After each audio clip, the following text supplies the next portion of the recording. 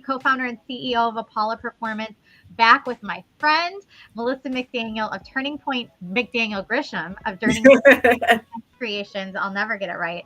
And this is Beyond the Steps. This is the show we're going to talk to you about all the things related to the dance industry. We pick one question on one topic, anything from gender equity to racism to psychology, nutrition, sex abuse and prevention, dance medicine and science, and we explore how those topics are affecting performance athletes. And we invite one guest expert to join us to do it.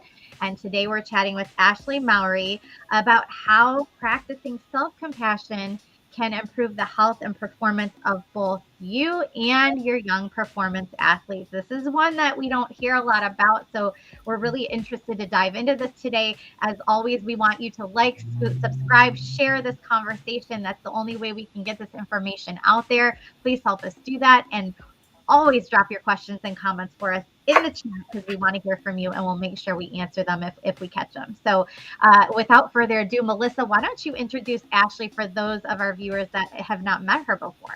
I mean, I can't imagine that no one has I met know. Ashley because I she know. is a consistent guest for us here on Beyond the Steps. Ashley is a mindset coach and educator for dancers located in Fayetteville, Arkansas.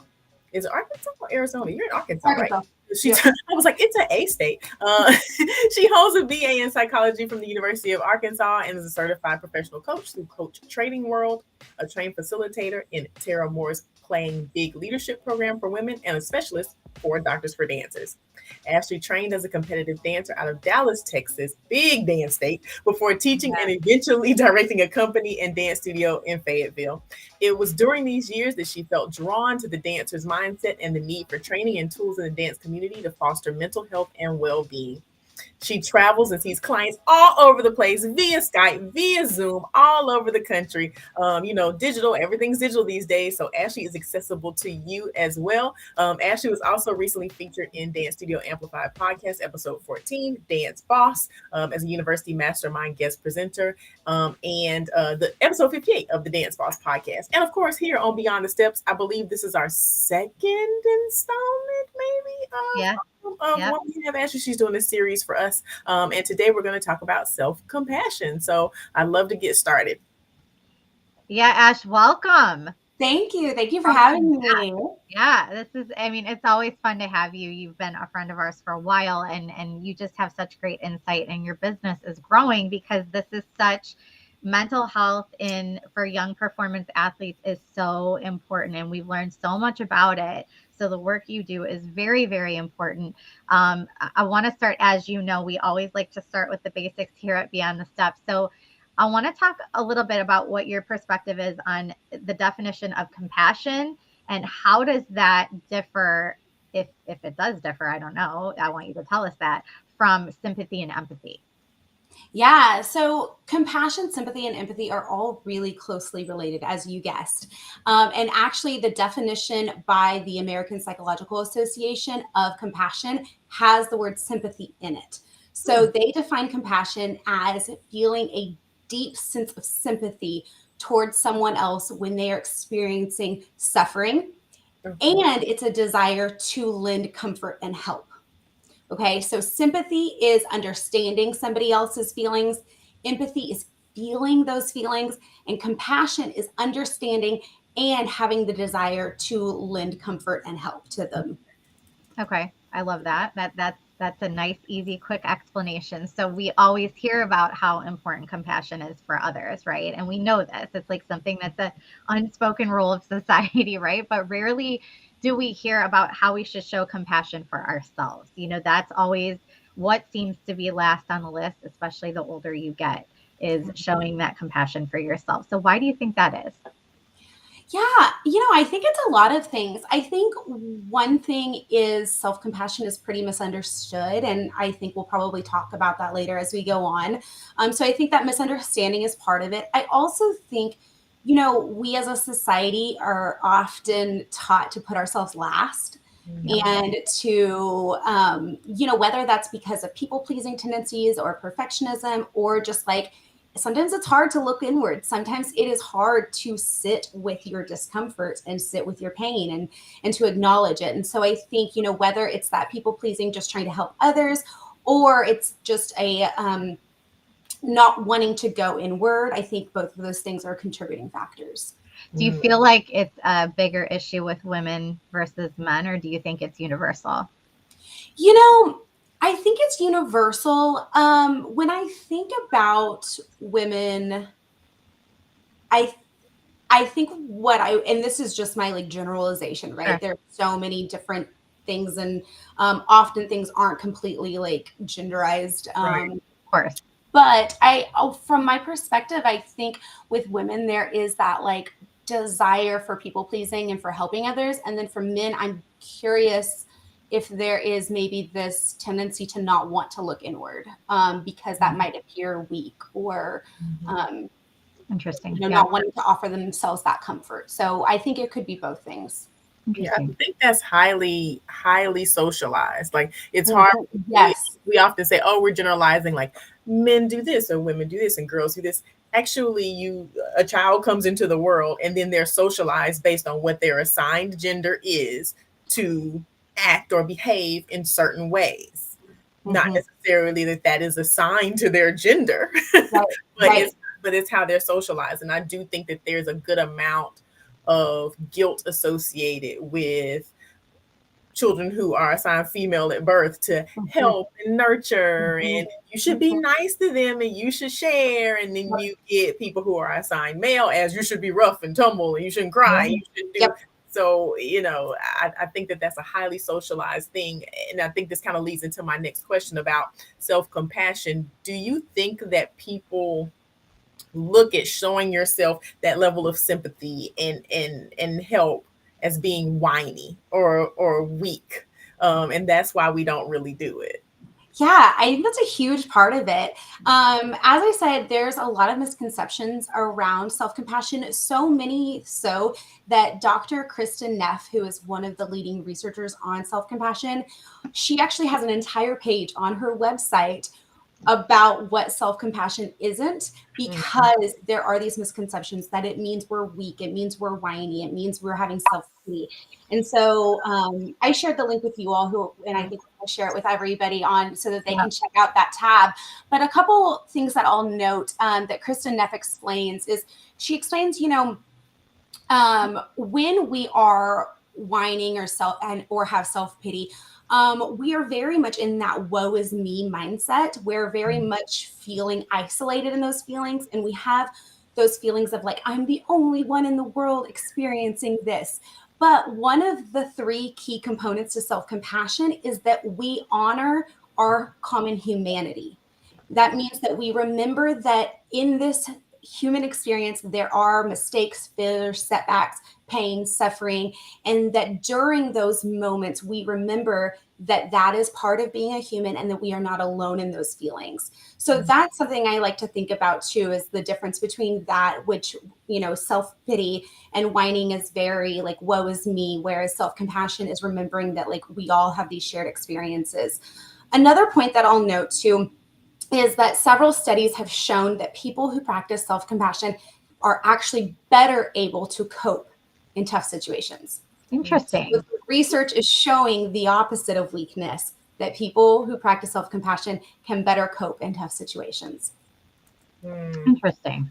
I have a question that's related to the idea that, we're all going through this. Showing self-compassion is that understanding that it's not just woe is me, it's whoa, all of us, and let's pull together and figure out how we're going to get through this together. But do you think that social media is seriously hindering that ability to say, woe is us? Because you don't see that other people are going through the same thing that you are. You see that they're traveling the world and they're wearing the cutest clothes and they're, doing 50,000 turns without, and they only go to dance 3 hours a week. So you're seeing those types of things and you're like, well, I can only get out a single pirouette. It just must be me. Oh my gosh. Yes.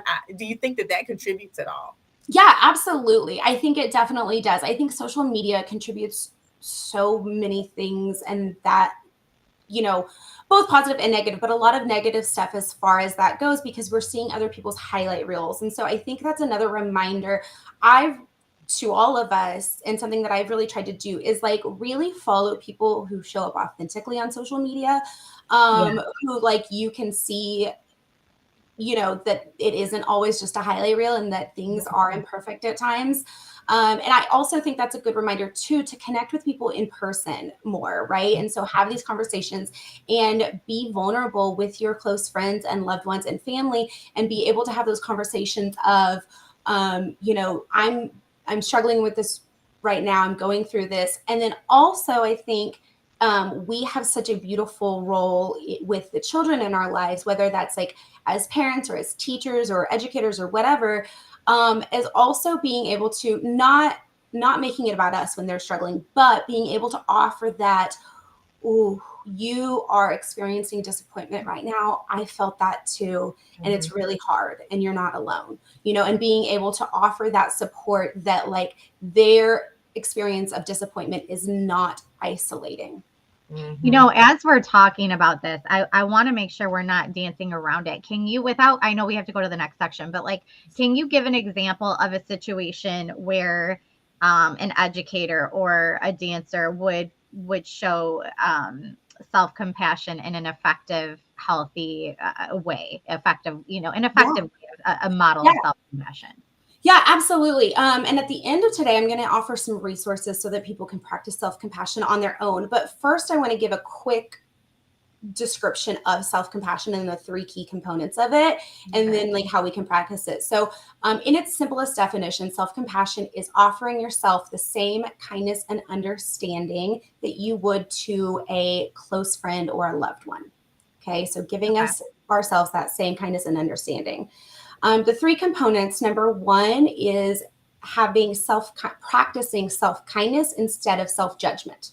So that's those kind words to ourselves instead of judging ourselves for our mistakes and failures. The second component is what I was talking about earlier with common humanity. So remembering and honoring our common humanity instead of isolation. So remembering that we are all connected. We are not in this alone, and that mistakes, imperfections, failures, suffering is all part of the human experience. The third component is mindfulness instead of over-identification.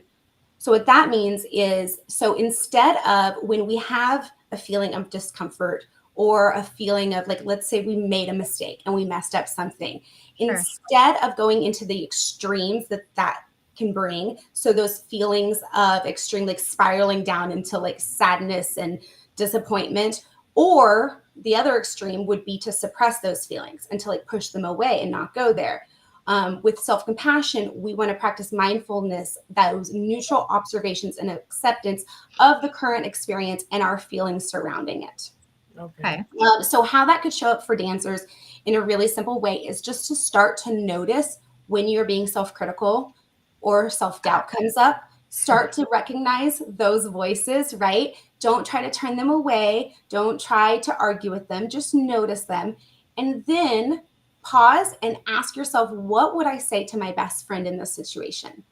If they were saying these things to themselves, if they were going through this struggle, what words of kindness and understanding and wisdom would I offer them? And then say those things to yourself. That's interesting. And dance educators, I would say the same thing, right? Because so often as dance educators, we are not giving ourselves enough compassion. We're very hard on ourselves. We put a lot of expectation, which we're going to talk about in a little bit. But this goes for dance educators too, because if you're not protecting your peace, if you're not giving yourself that space, right, then how are you modeling that behavior for your students? How are you setting that culture at your studio? All the things, right? It's a trickle down. So thank you for explaining. I thought, like, let's give an example so we're not dancing around this idea of a self-compassion the whole episode. Like, let's put it out there. What does that look like in real life, right? Yeah, absolutely. That's always important, because you read the books and you're like, yeah, okay. Well, what is it really? Yeah. Right. What am I really What is it really? What am I actually doing here? Exactly. If you're just now joining us, we are talking to Ashley Mowry about how we can practice self-compassion to improve health and performance of both us as educators and coaches and our youth performance athletes. We want to know what you think. Please drop your comments. We want to hear how you are practicing this or how you need to practice this or your big aha moments. Please share this episode. It's not too late. We still have a lot of show in front of us and a lot of things that we can learn. So make sure that you are sharing and letting everybody know that we are on right now with Ashley Mowry. So I have a question about showing yourself self-compassion. Showing yourself compassion is what I'm trying to get out here. And the new buzzword, there's always a buzzword. Grace. I'm showing myself grace. I'm showing you grace. You should show grace. Is that the same thing as self-compassion? Because people are easy to use grace. I'm showing myself grace, but then they probably wouldn't. I have thoughts about this, but I want to hear what Ashley has to say. Yeah, like I want to hear Bree's thoughts too. No, you don't. I'll share them after you. I need time to formulate. So, I think it's an interesting question, and I think they're probably similar. I think, and I'm not sure. It's interesting because it depends, I think, on how people are using showing themselves grace, right? If they're saying show yourself grace just to like be self-indulgent or like do whatever they want or whatever, like that's not self-compassion. So in that instance, I would say like, no, they're different things. I think if you think about showing yourself grace in the sense of just like showing grace for yourself, giving yourself forgiveness and understanding, yeah, that's pretty similar. I think showing yourself grace is the more like colloquial term being used right now, whereas self-compassion is the more defined and researched term that has actual steps to practicing it. Right. Yeah. I see oftentimes we use the term as give them grace, give yourself grace as an excuse to excuse poor judgment or poor decision making. And I that's like a really nice way to say it. But yes, I think that we want to be careful that we're going into the more of the self-compassion and not just saying give grace to say something, right? Like you have to mean that, it has to apply. I see that often. So yeah. And too, like, I think, when we think about like the difference between like making excuses and then holding like ourselves and other people accountable, I think self-compassion is such an interesting and important component in holding ourselves accountable, right? Because to practice self-compassion, we have to acknowledge the pain that we're feeling. Right. And so we have to acknowledge that. And it can really help us through times of taking accountability and can be there to take care of ourselves when we need to take accountability or when we need to hold others accountable too. Yeah. And I think what I hope people take from this is, because I know I do this to myself too. Like, you're really hard on yourself when things, you hindsight is 2020, but you look at something after the fact and go, why did I do that? I know better. I should have done this. I should have done that. And it's really hard to forgive yourself in those moments and not focus on what you could have, should have, would have done. And I hope people realize that that's really what we're aiming for today with the students, with yourself, so that you can move forward from a positive perspective instead of living in the negative space. Yeah. I like that we're using the word accountable, because I think that leads into my next question. Holding yourself accountable versus beating yourself up. I think there is a fine line. Like a super, super fine line. And I would love to hear your thoughts, Ashley, on how we balance, quote unquote, mental toughness and self-compassion. Ashley, I'm gonna tack onto that and say, if you could address this from two perspectives, address this to an adult and address this to a child, because really, like, if this is so hard for us as adults, I can't imagine the concept of grasping this concept as a child, and how hard it is for them to understand and practice that, right? Because we don't even get it. Like, I'm 42 and I'm like, I'm still figuring it out, So this is a really great question. And I think it's important to note that mental toughness and self-compassion go hand in hand. When we think about mental toughness, that is, being able to navigate difficult situations, being able to bounce back, knowing when to push yourself and when to rest, all of these things that contribute to mental toughness. And self-compassion can help support those things. So I'll kind of talk from the adult perspective first and just make a couple notes. So research on self-compassion shows that people who practice self-compassion have increased intrinsic motivation. So that's that internal motivation. They have a higher desire to learn and grow. They have less fear of failure, and they're more likely to try again and show effort after a failure. So all of those things are huge parts of mental toughness, right? Mental toughness doesn't mean suppressing, pushing down, being this, tough, strong thing that doesn't feel things, right? Mental toughness is an awareness of your feelings and how they play into your behaviors and being able to navigate those things in a resilient way. So they really go hand in hand.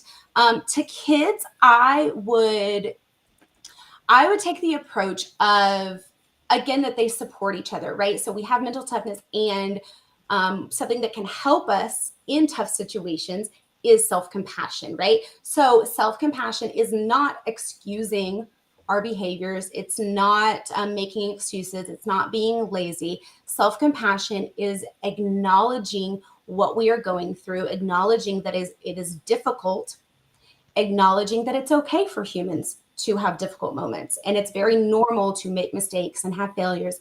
And then in those moments, we can still show ourselves understanding and kindness. And that's how I would break it down to kids. Yeah. Because I do think there is this stigma with performance athletes in general that mental toughness means that things don't get to you, that you have to tune it all out, and that's in fact what you're saying. It is not that. It is something else. It is the ability to field and deal with all of those things and compartmentalize them in the appropriate space until you can give it the time that it needs. Right. Yes.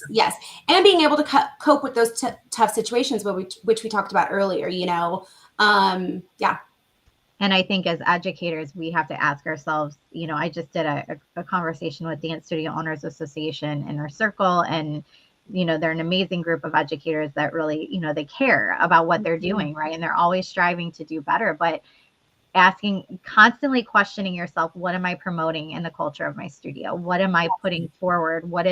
What are people going to see when they look at the representation, my staff, my classes, my, what they feel when they walk in the door? And one of those things is, are you promoting that stigma of mental toughness, right? With the way that you're structuring your curriculum and your classes, or are you really teaching them to be resilient and, to be positive in the way they talk to themselves and address situations? And is your studio set up to facilitate that? Right. Yeah. I don't always think that they are. I think that we all like to think that we have it, like we got it down. But I think it's constantly reassessing as an educator. I understand what it means, and I understand what I want to put forward, but what am I putting forward in reality? Yeah. And I love that you're having those conversations. That's so important. And I think always, whenever I'm talking to educators, culture is one of the biggest things that we go back to.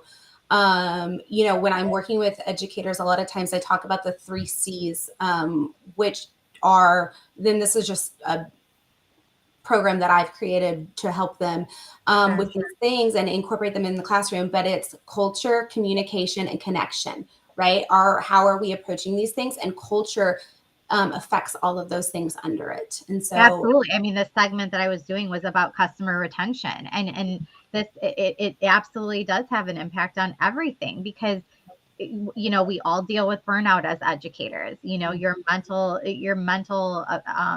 the ability to deal with all of the things that kids have to deal with now, and that educators have to deal with now, is it's heavy. There's a lot, right? And that toughness, that empathy, that self-care is so important to being able to continue to move forward. And this idea of burnout, and that kids are quitting earlier and younger and younger and younger, it's because they're not practicing that. They don't have the ability to tackle all of these things. And we're not nurturing that enough as educators and creating a space where they can.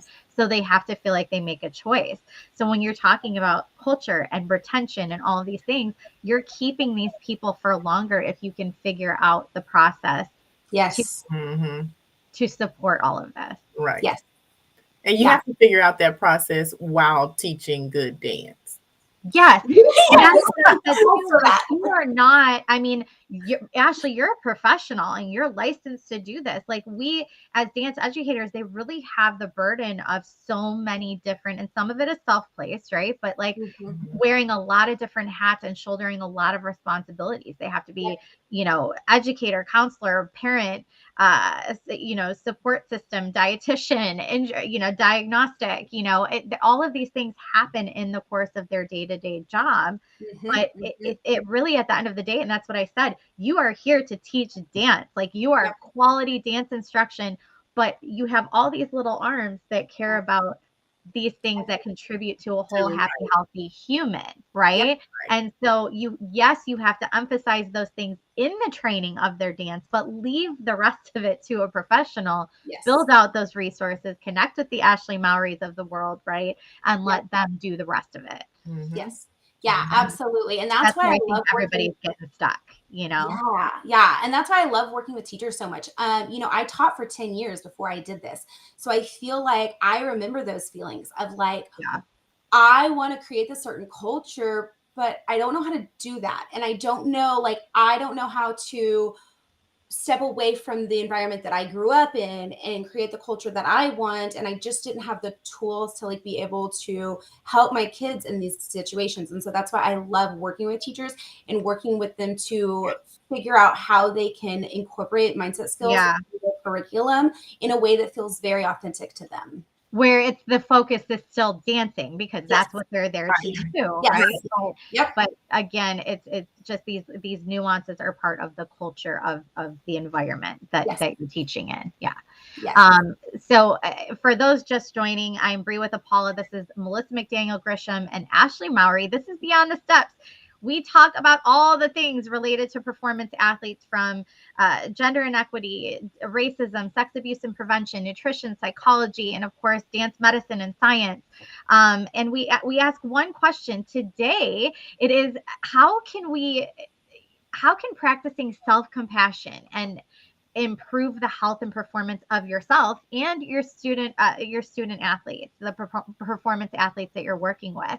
It's something, self-compassion, we talk about compassion for others, but it's not often that we're talking about self-compassion. And what is the difference between self-compassion and the stigma of mental toughness, right? We're addressing all of that today. So go back and rewatch this episode from the beginning if you've missed it. We're having a great chat. Be sure to like, share, and subscribe, because we want to continue to get this information out there. Ashley, how can self-compassion improve the way educators are teaching and relating to their students? Now let's shift to that. Yeah. The relatability between educator, that connection between educator and student is so important. I mean, you really can, if you take that extra 5 minutes to really just connect with them on a human level, you can pull so much more out of them, and build that trust, right? So how does self-compassion help with all of that? Yeah. So I think, I want to talk about two things that Sure. will help with that. So I think the first thing to keep in mind is how many benefits self-compassion has on our mental health. And so there are multiple studies that have shown that self-compassion can reduce anxiety, depression, shame, rumination, stress, perfectionism, and eating disorders. And if we can reduce those things and have that greater happiness, greater life satisfaction, greater connectedness, greater self-confidence, we are going to be able to show up better as dance educators and be able to have those connections with our dancers. So that's the first thing. And then the other thing that I think about is like, if we are giving ourselves compassion, we're going to also be in that mindset to give others compassion as well, and remembering our common humanity, right? So when we're offering ourselves self-compassion of like, this is really difficult, this is really hard, we're going to be able to do that for our dancers too, and also model that for them, and raise dancers who know how to navigate these hard situations when they are flooded with feelings of disappointment or embarrassment or failure. They are going to be equipped with how to navigate that and how to handle their feelings and how to offer themselves kindness and understanding and be able to bounce back and be more resilient. So I think, connecting with them, talking to them about self-compassion and then modeling it for them is a great way to connect with their students and to feel more like to improve that relationship with them. Yeah, it makes so much sense because how many times, Melissa, and I know you felt this, I felt this, I do this as a mother as well. Like when you're just overwhelmed and stressed out and you're mad at yourself and you're having an off day and you haven't hit that reset button and you go into a class to try to teach, they are not getting the best version of you, right? And I know we have to, again, give ourselves grace and space to have that we're human, right? But the reality is that the person that is going in like that, they are not getting the best version of you. You are not giving the best version of you. You're not feeling good. Chances are they're not feeling good. So, I mean, Melissa, how many times have you had that happen? All the time, especially during competition season, which is what you're in the middle of now. You're off the road, you're back, you got class, you're back on the road. I mean, you're constantly in a space of thinking about the last competition and then thinking about the next competition, and the space in between is not warm and fuzzy. Warm and fuzzy a lot of times, and it makes it very, very difficult. And to your point, Bree, I often leave and I'm like, man, today was really crappy. Sure. Like I was not a good teacher today. Yeah. And then you're like, and then you have to practice self-compassion.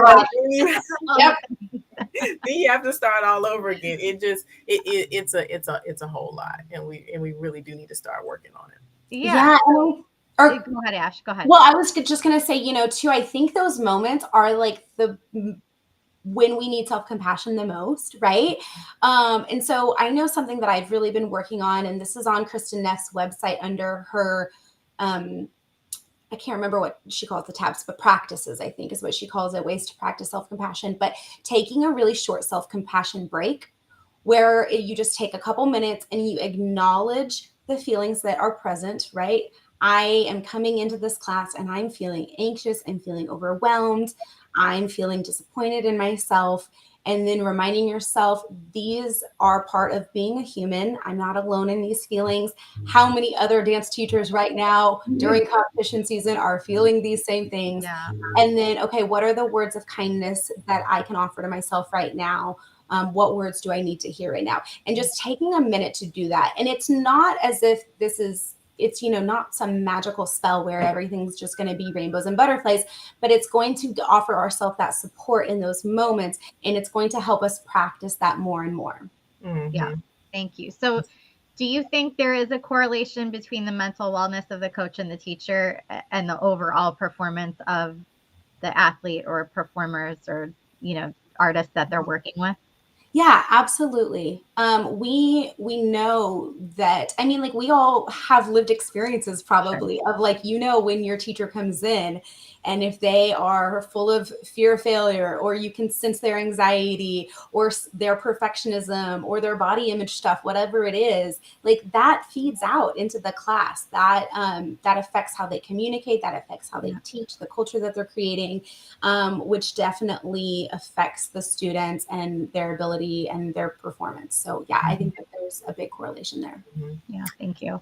I'm a big proponent, and just from a mental health perspective, of kind of forecasting. Okay, this is going to be a tough time. Like I can already see this coming, because we're just going, we get hit with, whoa, why am I feeling like this? Or I didn't know, like you didn't know competition season comes every same time every year.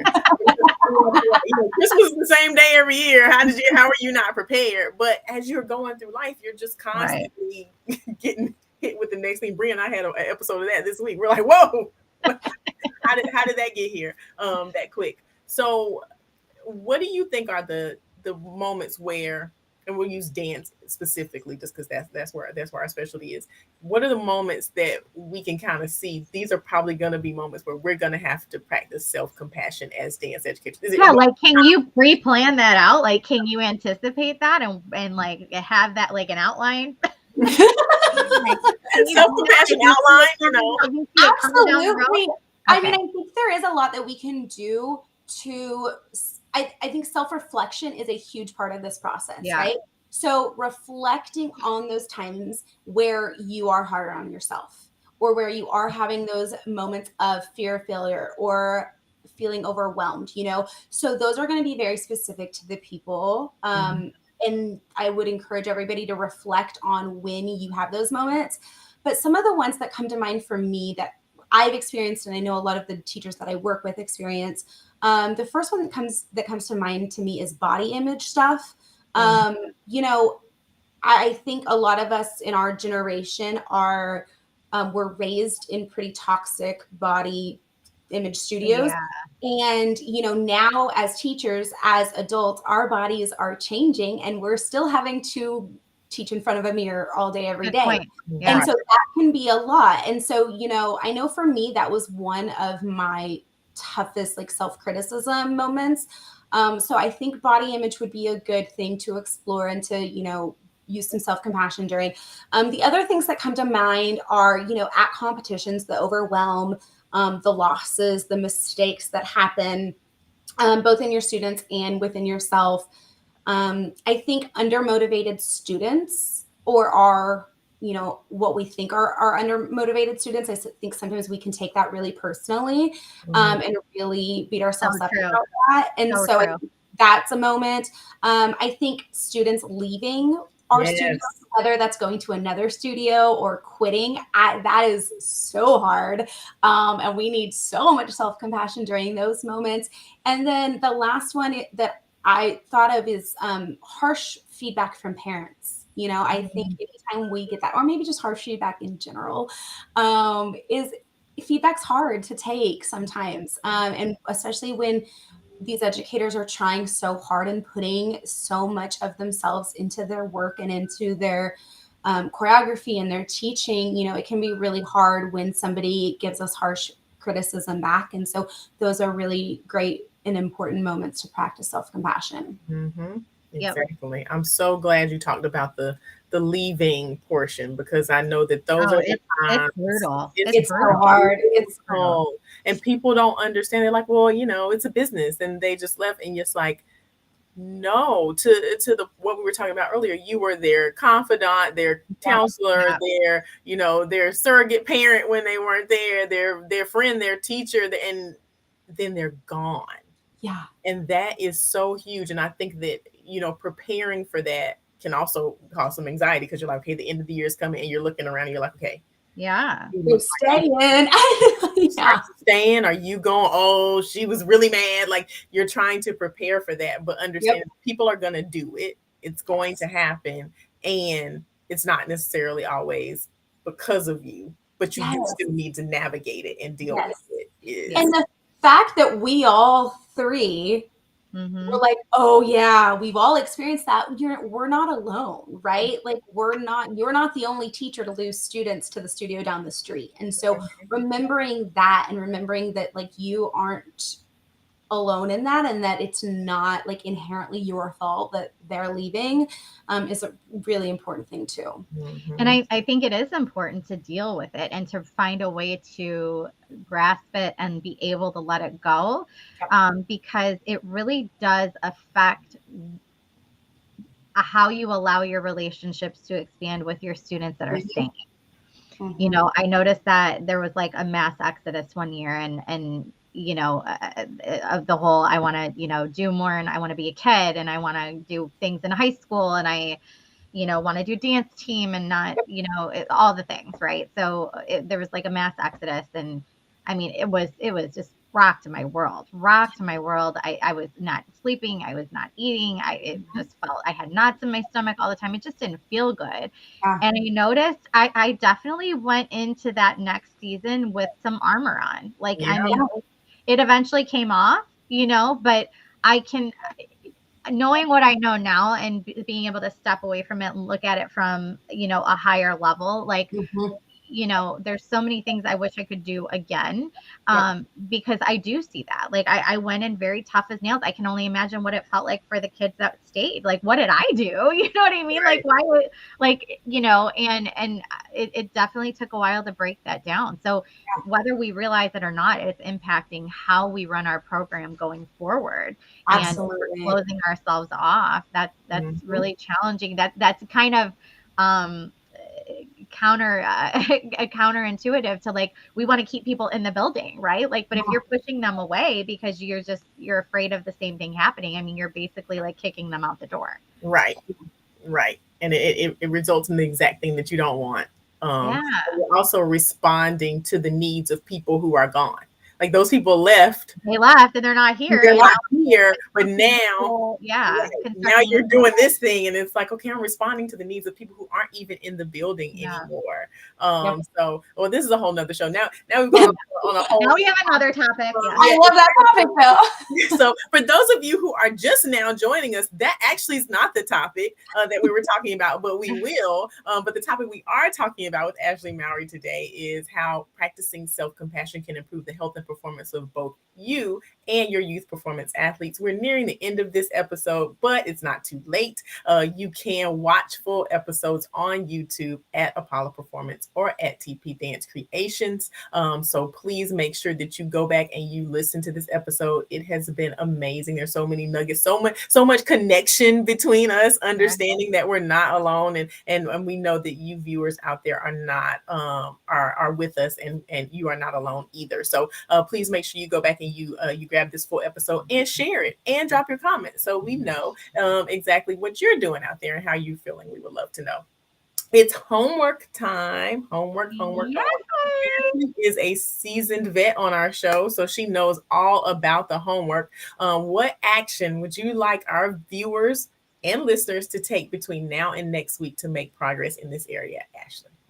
Yeah. So I want everyone to visit selfcompassion.org, and on her website, and I think you all have the link too, directly to Kristen Neff has developed a test where you can test your levels of self-compassion, and it'll tell you within the 3 different components that we talked about today, that self-kindness, that common humanity, that mindfulness, where you are right now within your level of self-compassion. And that can be a really great starting point to see, like, oh, okay, I'm practicing self-kindness, but not really mindfulness, and so to see where we need to practice. And then under her practices tab, I encourage everyone to look at that and pick one exercise to do this week on your own, and maybe even do it with your dancers, especially during competition season. We all need some self-compassion, and this could be a really nice thing to include in your class. Most of them are really short. And so I want everybody to go and do one of those this week. I love that. I think that'd be such a great group exercise to do before like a nationals or a last competition of the season, or even recital. Like, what a great way to keep in mind to, you just go easy on yourself, right? Like for the kids and your own mental sanity. Right. So exactly. Yeah, that's fantastic. We want everybody to take the STEPS Initiative course, because that's how this whole show started. We have our free STEPS Initiative course. It's we're going to put the link in there, but you can take, this is 5 course modules that you can take at your own pace. They are loaded with a ton of information and education and resources about things like racism, gender equity, sex abuse and prevention, nutrition, psychology, and dance medicine and science. And by no means is it everything you ever needed to know, but it is a great jumping off point for you to hopefully take that next step and go further on your own and learn even more and take this back to your day-to-day life and your work environment, whatever that may be, and just practice a little bit of more consciousness and awareness in what you're doing. So we're going to pop that link in for you as well. We're going to make sure we put the links in for the resources that Ashley shared today as well. So you'll see that in the final episode. But Ashley, for now, tell us what you have going on and how people can get in touch with you. I really want everybody to stop and write this down, because Ashley does work virtually. She does fantastic work with faculty, for conventions, for studios, bodies of students, teams. There is no limit to what she can do and what she will do. She does live classes for Apollo, and you can catch her on our live content on social media, which in YouTube, which is fantastic. But how can people get a hold of you, and what's new? Yeah, so my website is ashleymowry.com, and that has all my information, whether it's individual one-on-one coaching that you want to do. I do that completely virtually. So wherever you are in the world, we can hop on Zoom and coach. And then there's also information about studio and team workshops on my website. I do those virtually and in person. And then my Instagram is at ashley.mowry.mindset. You can find a lot of free tools and resources there and connect with me on that. And then I also work for Embody Dance Conference, which is a dance convention and competition. We have, we're rounding out our season for this year, but you can look at we're going to come out with our dates soon for next season. And during Embody Weekends, I do mindset skills for all of the age groups, including parents and teachers. So that's a really great way to connect. And then I'm also going to be speaking on May 20th at the National Dance Coaches Association conference in Phoenix, Arizona for high school and college coaches. I'm doing 2 seminars, one on balance and boundaries, which I know we've talked about. So I'm excited to talk about that again in that space. And then the second one, funny enough, is on self-criticism versus self-compassion and how coaches can help their students through self-criticism with self-compassion. So I'll be doing that on May 20th, and I hope that coaches can join us there. Love our friends at National Dance Coaches Association. Shout out to NDCA. You're doing great work. Ashley, thank you so much for joining us again. We always appreciate having you. Yes. Yeah, thank you all for having me. Love being here. Great to have you back. Looking forward to our third installment of your series with us this season.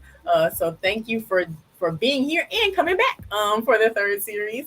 Thank you so much, Bree, for being an amazing co-host and doing this with me every single Friday.